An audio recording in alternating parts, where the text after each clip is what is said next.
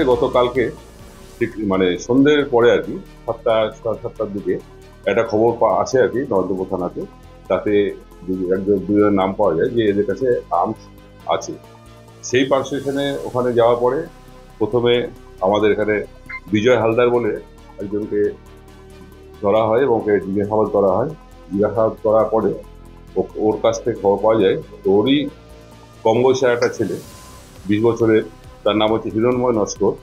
তো তার বাড়িতে যাওয়া যায়, তাকে ধরা হয়। ধরার পর জিজ্ঞাসাবাদ করার পরে ওই হিরণময়ের বাড়ি থেকে কিছু অস্ত্র উদ্ধার হয়।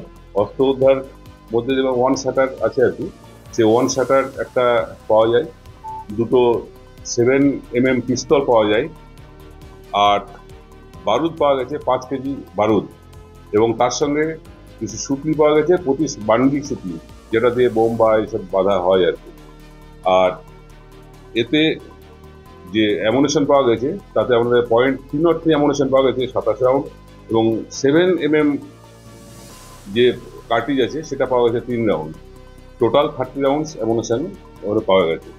একজনের নাম হচ্ছে বিজয় হালদার, ডাক নাম হচ্ছে ভূতম, আর আরেকজন হচ্ছে হিরণময় নস্কর, ওর ডাক নাম হচ্ছে রানা।